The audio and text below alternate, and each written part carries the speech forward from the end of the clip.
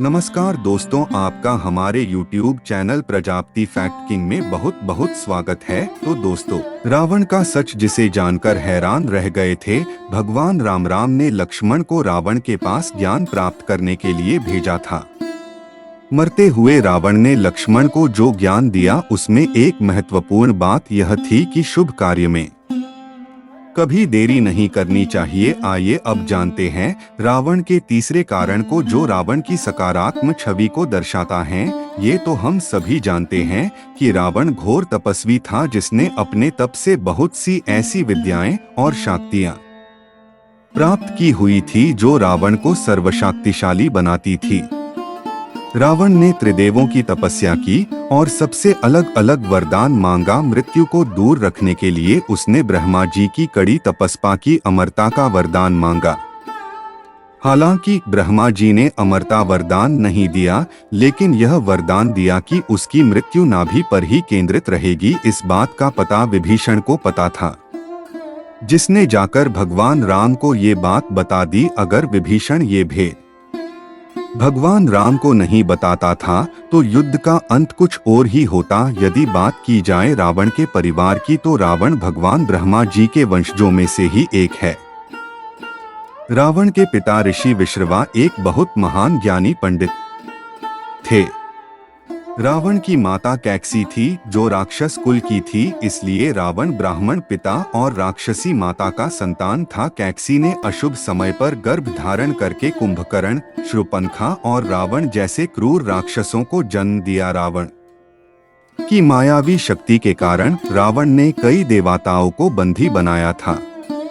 रावण जिस सोने की लंका में रहता था, उस लंका में पहले धनराज कुबेर रहते थे। जब रावण ने विश्व विजय पर निकला तो उसने कुबेर को हराकर सोने की लंका तथा पुष्पक विमान पर अपना कब्जा कर लिया। कुबेर देवता रावण के ही सौतेले भाई हैं। रावण को त्रिलोक विजेता कहकर संबोधित किया जाता है। आखिरकार ऐसा क्यों, चलिए जानते हैं। दरअसल रावण ने अपनी नीतियों के बलबूते पर अपने आसपास के मुख्य राज्य जैसे अंग द्वीप, मलय द्वीप, वराह द्वीप, शंख द्वीप, कुश द्वीप, यशद्वीप और आंध्रालय, इन सभी राज्यों पर धावा बोलकर अपने अधीन कर लिया था। रावण ज्योतिष विद्या और तंत्र मंत्र का जानकार भी था। रावण ने अपने जीवन काल के दौरान बहुत सारी महान रचनाएं की, जैसे शिव तांडव स्तोत्र, अरुण संहिता, रावण संहिता। लाल किताब प्रमुख है। दशहरा वाले दिन भारत के हर कोने पर रावण दहन किया जाता है, जिसमें लोगों की भारी भीड़ शामिल होती है। लेकिन देश में कुछ ऐसी भी जगह भी है जहां रावण का पुतला नहीं जलाया। जी हां, दक्षिण भारतीय राज्य कर्नाटक के कोलार में आज से नहीं बल्कि वर्षों से रावण का पुतला नहीं जलाया जाता है। इसके साथ जोधपुर, मध्य प्रदेश, हिमाचल प्रदेश और उत्तर प्रदेश में भी कुछ जगह ऐसी हैं जहां रावण का पुतला नहीं जलाया जाता। रावण को संगीत में गहरी रुचि थी। रावण वीणा बजाना भी बखूबी आता था और वह इतना अच्छा वीणा बजाया करता था कि स्वर्ग लोक से देवता आकर उसके वीणा वादन को सुना करते थे। वैसे तो रावण के महल में रानीवास में हजारों रानियां रहती थी, परंतु उनका सबसे पहला विवाह दिति के पुत्र मय, जिनकी कन्या का नाम मंदोदरी था। रावण की छवि को एक स्त्री संभोग के रूप में जाना जाता है, पर ये पूर्णतः सत्य नहीं है। रावण ने 2 वर्ष सीता को अपने पास बंधक बनाकर रखा था, लेकिन उसने भूलवश भी सीता को छुआ तक